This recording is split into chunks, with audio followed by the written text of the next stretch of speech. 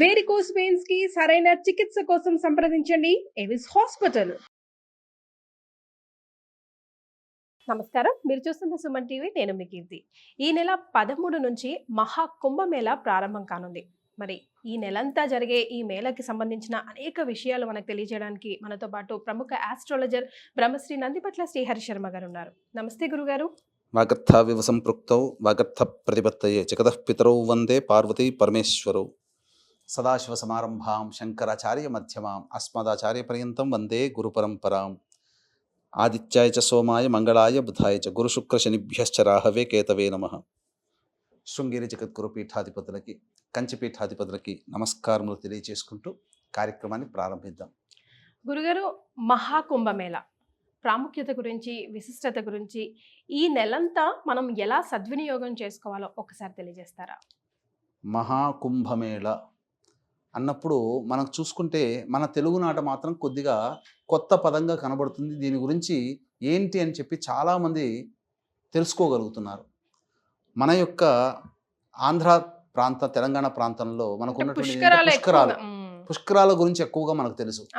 మన దక్షిణాది వారికి పుష్కరాల మీద ఎంతైతే విజ్ఞానం ఉందో అదే విజ్ఞానం నార్త్ సైడ్ వాళ్ళకి ఎక్కువగా ఇష్టపడేది. వాళ్ళు కుంభమేళాని ఇష్టపడతారు. అంటే దీంట్లో అర్ధ కుంభమేళ, కుంభమేళ, మహాకుంభమేళ అని కూడా చెప్పబడి ఉంటుంది. ఈ యొక్క గ్రహాల్లో రవి, శని, గురు గ్రహాల యొక్క గమనాన్ని అనుసరించి చేసేటువంటిది ఈ యొక్క కుంభమేళ. అనగా రవి మకర రాశిలో ఉండగా గురువు వృషభ రాశిలో ఉన్నప్పుడు చేసేటువంటిది ఏంటి? కుంభమేళ. 12 సంవత్సరాలకు ఒకసారి వస్తుంది. 6 సంవత్సరాలకి ఒకసారి ఉండదమ్మా. మనకు పుష్కరాల్లో ప్రతి రాశికి ఒక మారుతుంటే ఒక్కొక్క పుష్కరం అంటే అట్లా ఉండదు. ప్రతి 6 సంవత్సరాలకి ఒకసారి వచ్చేసేసి ఈ అర్ధ కుంభమేళ చేస్తారు. 2019లో నేను కూడా వెళ్ళాను. ప్రయాగలో అర్ధ కుంభమేళ జరిగింది. ఇక ఆఖరిగా ఇప్పుడు 6 సంవత్సరాలు గడిచేసేసాయి కాబట్టి కుంభమేళ, పూర్తి కుంభమేళ అనేటువంటిది జరుగుతుంది. ఇటువంటి 12 కుంభమేళాలు జరిగితే వాటిని మహాకుంభమేళ అంటారు. 12 × 12 అంటే 144 సంవత్సరాలకి ఒక మారు వచ్చేటువంటి మహాకుంభమేళ అవుతుంది. అంటే ఇప్పుడు వీటిని మహాకుంభమేళ అని అంటున్నారు. వాస్తవానికి 2013లోనే జరిగిపోయింది అనేటువంటి ఒక నానుడి ఆ మహాకుంభమేళ. మళ్ళీ అట్లాంటి మహాకుంభమేళ అంటే 2013 + 144 అంటే 2157వ సంవత్సరంలో మహాకుంభమేళ ఉంటుంది. అయితే ఇది కూడా అంతటి మహత్యమైనదని చెప్పడం వల్లనే పైపెచ్చు యోగి ఆదిత్యనాథ్ అనగా ఒక గొప్ప సన్యాసి, రాష్ట్రానికి మంత్రిగా, గొప్ప ముఖ్యమంత్రిగా ఉన్నటువంటి సందర్భం, పైగా గొప్పదైనటువంటి గ్రహాల యొక్క సమ్మేళనం అనేటువంటిది ఏర్పడుతుంది. ఎందుకనంటే ఈ మధ్యలోనే ఈ కుంభమేళ జరుగుతున్నటువంటి ఈ సంబంధించిన కాలంలో కొన్ని గ్రహాల యొక్క సంయోగాలు చాలా అద్భుతంగా ఉంటున్నాయమ్మా. అందున ఈ శని మీనరాశిలోకి ప్రవేశం చేయబోతాడు. అనగా కుంభరాశిలో ఉండగానే కుంభమేళ అంటే దేనికమ్మా? కుంభము అని అంటే పూర్ణ పాత్ర అంటే ఏంటి? దీని అర్థం కుంభమేళాకి అనేటువంటిది ఎక్కడి నుంచి ప్రారంభమైంది అని అంటే ఇది ఆదిశంకరాచార్యుల వారు ప్రారంభించారు అని చెప్పి ఒక నానుడి. మనకు క్షీరసాగర మథనం తెలుసమ్మా. క్షీరసాగర మథనంలో అమృతాన్ని, కలశాన్ని పట్టుకున్నటువంటి ధన్వంతరి స్వరూపం నారాయణుడే బయటికి వచ్చాడు. ఆ అమృత కలశాన్ని దేవతలకి, రాక్షసులకి పంచాలనే ఉద్దేశంతో మొదలుగా దేవతలకి పంచుతున్నప్పుడు అందులో ఆ తీసుకొని వచ్చేటువంటి క్రమంలో క్షీరసాగర మథనం అనగా ఈశ్వరుడు హాలాహాలాన్ని మింగినటువంటి ప్రదేశం ఋషికేశ్లో నీలకంఠేశ్వర అనే ఒక దేవాలయం కొండల మీద ఉంటుంది. సూర్యోదయం కల్లా వెళ్ళిపోవాలి, సూర్యాస్తమయం కల్లా దిగిరాలి. అక్కడ ఎవరు మనుషులు ఉండరు. ఆ ప్రదేశంలో హాలాహాలాన్ని స్వీకరించాడు పరమేశ్వరుడు. అక్కడ ఆ విధంగా అక్కడ క్షీరసాగర మథనం అక్కడ జరిగింది అనమాట. చుట్టుపక్కల అక్కడ ఆ ధన్వంతరి అమృత కలశాన్ని తీసుకుని వచ్చేటప్పుడు అందులో ఉన్నటువంటి 4 చుక్కలు 4 ప్రదేశాల్లో పడ్డాయి. ఇప్పుడు కుంభమేళ జరుగుతున్నటువంటి ప్రయాగాలో, హరిద్వార్లో, నాసిక్లో, ఉజ్జయినిలో ఈ 4 ప్రాంతాలలో కుంభమేళ జరుపుతారు. 12 సంవత్సరాలకు ఒకసారి వచ్చేటువంటిది మాత్రం ఈ కుంభమేళ. ఇక్కడ దీన్ని కూడా మహాకుంభమేళ అని అంటారు. కాబట్టి ఈ మహాకుంభమేళాలో గొప్పదైనటువంటి స్థితిగతులు అనేటువంటివి ఉంటాయి. మానవులు తరించడానికి చేసేటువంటిది. మనం పుష్కర స్నానం ఎలా చేస్తామో అదే విధంగా ఈ కుంభమేళాలో స్నానం ఆచరించడం జరుగుతుందమ్మా. ముందు నాగ సాధువులతోనే ప్రారంభిస్తారంట కదా గురుగారు? నాగసాధువులు, అఘోరాలు వీళ్ళందరూ మొదలుగానే ప్రారంభిస్తారు. ఇప్పుడు వాళ్ళు చర్చించుకొని వాళ్ళు నిర్ణయించుకోవాలి. 1-2 రోజుల్లో ఎవరు స్నానం ముందు చేయాలంటే అఘోరాలు ముందు చేయాలా, నాగసాధువులు ముందు చేయాలా? హుహు. పురాతనంగా ఉన్నది నాగసాధువులం మేమే చేస్తామని చెప్పి. అంటే ఇక్కడ మనం ఈ స్నానం ఆచరించే విధానంలో ఒకప్పుడు వివాదం తలెత్తిందమ్మా. గురుగారు. ఏంటనంటే హ్మ్. ఇలా అందరూ కూడా స్నానం లేకుండా ఉండిపోతుంటారు కదా, వాళ్ళందరూ వచ్చి స్నానం చేయడం వల్ల నీరంతా కలుషితం అయిపోతుంది హ్మ్. అని చెప్పి అనేసరికి నిరూపిస్తామని చెప్పేసి స్నానం చేయడానికంటే ముందున్నటువంటి నీటిని తీసుకొని అఘోరాలు స్నానం చేసిన తర్వాత ఉన్నటువంటి నీటిని తీసుకొని వాళ్ళు పరీక్ష. ల్యాబ్స్కి పంపించారు. పంపిస్తే pH క్వాంటిటీ చక్కగా ఎక్కువగా ఉంది. అఘోరాలు స్నానం చేసి నాగసాధువులు స్నానం చేసిన తర్వాత ఉన్న నీటిలో శాంటిటీ పవిత్రత ఎక్కువగా ఉంది. అప్పుడు అంగీకరించారు ఈ స్నాన మహత్యం చాలా గొప్పది అని చెప్పి మొట్టమొదలుగా నాగసాధువులు స్నానం జరిపించిన తర్వాత అందరూ మిగతా వాళ్ళందరికీ కూడాను అనుమతిస్తారు. ఈసారి జరిగేటువంటిది యోగి చాలా ప్రతిష్టాత్మకంగా తీసుకున్నాడమ్మా. గురుగారు. అందులో ఇక సందేహపడాల్సినటువంటి అవసరం లేదు. హ్మ్. అసలు ఈ కుంభమేళ ప్రారంభం జరుగుతున్నటువంటి సందర్భంలో ప్రచారం ఏం వరకు వచ్చిందంటే 20 కోట్ల మంది అని అన్నారు వస్తారు అని చెప్పి. వస్తారని. అవును గురుగారు. ఒక వారం రోజుల కిందట చూస్తే 30 కోట్ల మంది దాకా వస్తారేమో అని అంచనా వేస్తున్నారు. ఇప్పుడు ఈ వీడియో చేసే సమయానికి దాదాపుగా 40 లేదా 50 కోట్ల వరకు కూడా ప్రజలు స్నానం ఆచరించడానికి వస్తున్నారు. ఈ హెచ్ఎంపీ వైరస్ ఎఫెక్ట్ ఏం పడదంటారా అటువంటిది గురుగారు? ఏమీ లేదమ్మా. హెచ్ఎంపీ వైరస్ వల్ల ఎవరు భయపడాల్సినటువంటి అవసరం కూడా లేదు. హ్మ్. తగు జాగ్రత్తలు శానిటైజేషన్ తీసుకుని ఉంటే ఇప్పుడు వైరస్ అని అంటే అదేదో చైనా నుంచి రావాల్సినటువంటి అవసరం లేదు. ఇప్పుడు ఉన్నటువంటి చలికాలం కాబట్టి నీటిలో ఎక్కువగా ఫంగస్ ఉన్నట్టయితే ఆ విధంగా వైరస్ అనేటువంటిది వస్తుంది అని చెప్పి కాబట్టి అప్పుడు ప్రత్యేక జాగ్రత్తలు ఎప్పటి నుంచో తీసుకుంటున్నారు, ఎప్పుడూ తీసుకోవాల్సిందే. మన ఇంట్లో ఉన్నా కూడా జాగ్రత్తలు తీసుకోవాల్సిందే. హ్మ్. గురుగారు, మరి ఈ నెల రోజుల్లో ఏవైనా ప్రత్యేకమైన రోజులు ఉన్నాయా? స్పెషల్గా ఈ రోజుల్లో స్నానం ఆచరిస్తే కుంభమేళాలో మరింత బాగుంటుంది అని చెప్పుకోదగ్గవి? చెప్పుకోదగినటువంటి కొన్ని రోజులు ఉన్నాయమ్మా. షాహీ స్నానం అంటే పుణ్య స్నానములు అని చెప్పి హ్మ్. జనవరి 13వ తారీఖు మనకు భోగి, ఆ రోజున ప్రారంభమవుతుంది, శివరాత్రితో అంతమైపోతుంది. అంటే మొత్తం చూసుకుంటే 19 + 26 45 రోజుల పాటు ఈ కుంభమేళా జరుగుతుంది. హ్మ్. ఈ 45 రోజుల్లో ప్రత్యేకమైనటువంటి రోజులు కొన్ని ఉన్నాయి. హ్మ్. మొట్టమొదటిది ప్రారంభమయ్యే 13వ తారీఖు జనవరి రోజున, అది ఒక షాహీ స్నానం నెంబర్ 1. హ్మ్.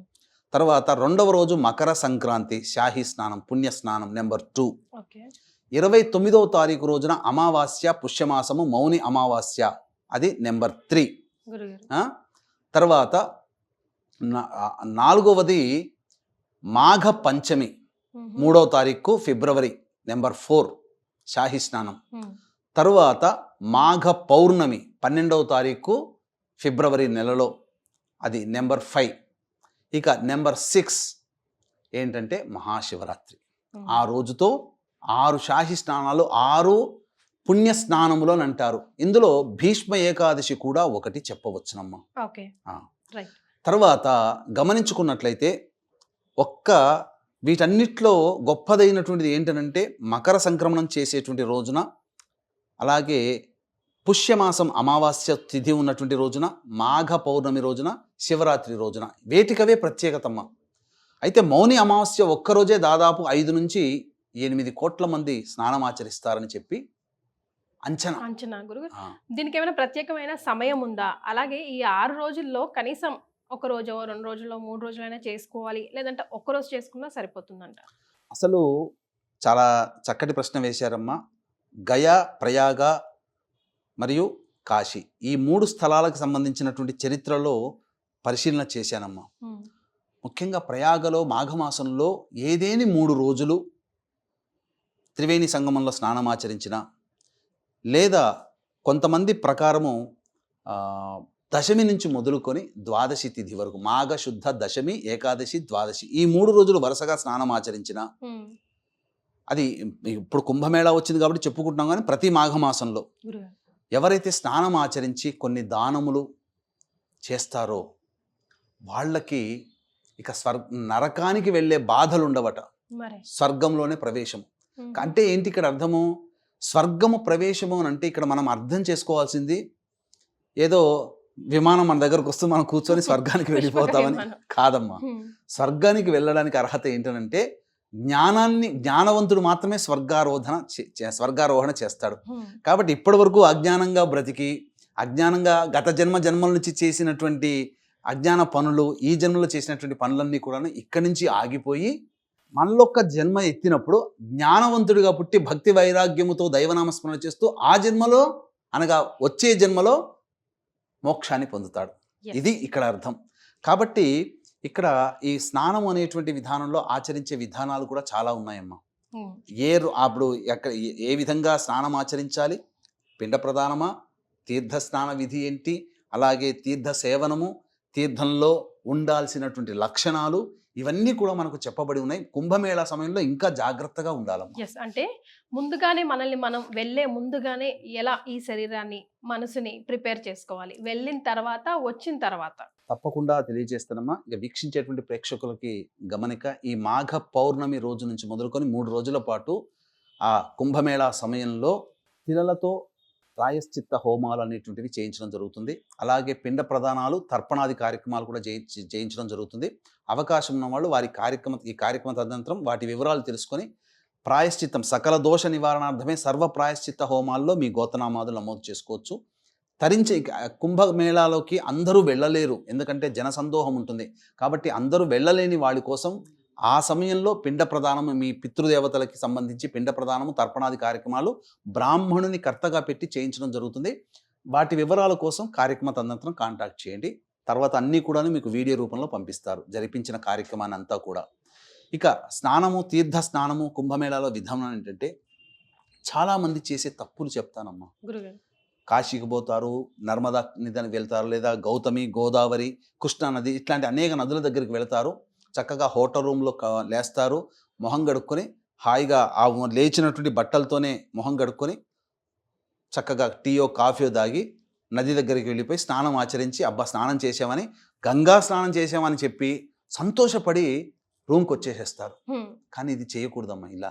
మరి ఎందుకనంటే ఆ దేవత మనము నదులని, ప్రకృతిని మనం ప్రేమించే తత్వం మనది, ఆరాధన.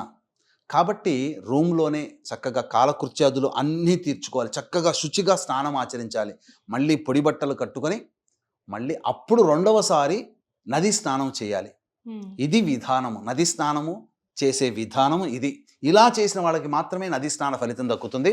అంతేకాకుండా ఇక్కడ ఆ తీర్థక్షేత్రంలో అడుగు పెట్టినప్పటి నుంచి కూడా దైవనామస్మరణ చేసుకుంటూ ఉండాలి. నారాయణ నామస్మరణము, శివనామము నామస్మరణ చేసుకుంటూ ఉండాలి. మాంసాహారము, మద్యపానము భుజించకూడదు.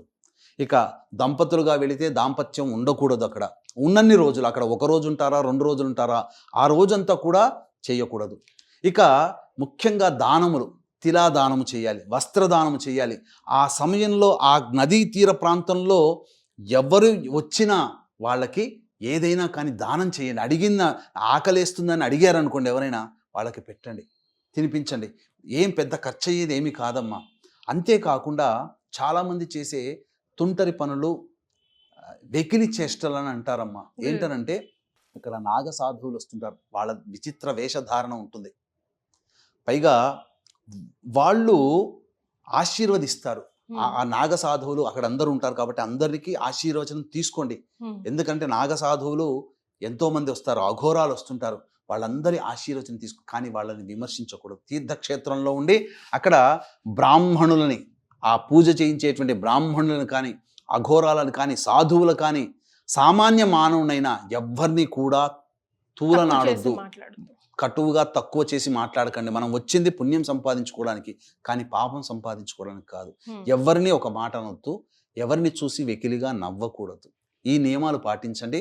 అంతేకాకుండా భార్య దగ్గర, భర్త దగ్గర ఖచ్చితంగా సెల్ ఫోన్లో ఉండి ఫుల్ ఛార్జ్ పెట్టుకొని వెళ్ళండి. ఎందుకంటే లక్షల మంది జనసమూహంలో కంటి ఒక అరక్షణంలో తప్పిపోవచ్చు.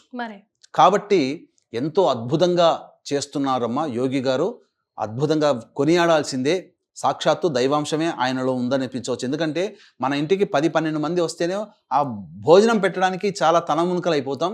కోట్ల మంది వస్తున్నాడు, ఆయన ఆతిథ్యం ఇస్తున్నాడు, ఆయన ఉండగా ఆతిథ్యం ఇస్తున్నాడు. అంటే ఆయన ఇవ్వట్లేడు, ఆయన చేస్తున్నాడు. కాబట్టి అంతటి శక్తి ఆయనకి కలిగించాడు పరమేశ్వరుడు, సాక్షాత్తు దైవాంశ సంభూతమే. ఇక చెప్పాలి అని అంటే చిన్నపిల్లల్ని తీసుకోకూడదమ్మా. కూడా వెంట తీసుకెళ్ళి ఎందుకనంటే చిన్నపిల్లలను రక్షించగలిగే రక్షగా చూసుకోగలిగే ఉంటే చిన్నపిల్లల్ని తీసుకొని వెళ్ళొచ్చని చెప్పొచ్చమ్మా. కానీ మనం బాధ్యత లేకుండా ఉంటే ఆ లక్షల మందిలో తప్పిపోవచ్చు. మరి అక్కడ స్నానం ఆచరించిన బట్టలు అక్కడే వదిలేసి రావాలా గురుగారు? అక్కడ స్నానం ఆచరించిన బట్టి మనం అక్కడ వదలాల్సిన అవసరం ఏమీ లేదమ్మా. అదేం అవసరం లేదు. అక్కడ ముఖ్యంగా జరిగేటువంటిది ఏంటంటే వేణి స్నానము అని అంటారమ్మా. భార్యతో వెళ్ళినప్పుడు ఖచ్చితంగా కృష్ణవేణి స్నానం అంటే వేణి అంటే వేణిని వదలడం అంటే 3 పాయలు 3 కత్తెరలు తీసేసి నదిలో వేస్తారు ఆడవాళ్ళకి. అది భర్త ఉండగా ఆ త్రివేణి సంగమంలోనే చేయాలి ఆ కార్యక్రమం. అంత సంకల్పం ఉంటుందమ్మా, చాలా గొప్ప సంకల్పము. ఇక అది మనం చూస్తే మామూలుగా వెంట్రుకలు వేస్తే నీటిలో తేలుతాయి, కానీ ఆ త్రివేణి సంగమంలో వేస్తే మునిగిపోతాయి. అది ప్రత్యక్షంగా మనం చూడవచ్చు.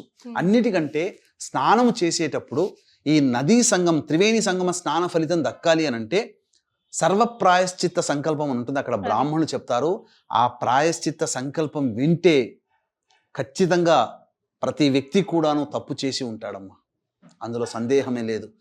ఎవరైనా ఆ సంకల్పంలో వచ్చినటువంటి పదాలన్నీ విని అర్థం చేసుకోగలిగితే అనేక తప్పులు పోవాలి, ఈ యొక్క పుణ్య నది స్నానంలో ఆచరించడం వల్ల సకల పాపాలు పోగొట్టుకోవాలి అనే ఆర్ద్రమైనటువంటి భావంతో అక్కడ పండితుల వారు చెప్పిస్తుంటారు.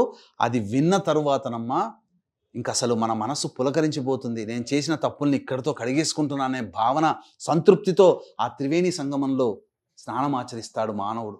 తద్వారా సమస్త దోషాలు, నది స్నానం వల్ల సమస్త దోషాలు తొలగిపోతాయంటే ఏదో చక్కగా నడుచుకుంటూ వెళ్ళి స్నానం చేస్తే వస్తే కాదమ్మా, సంకల్పము చెప్పించుకొని స్నానం ఆచరించాలి.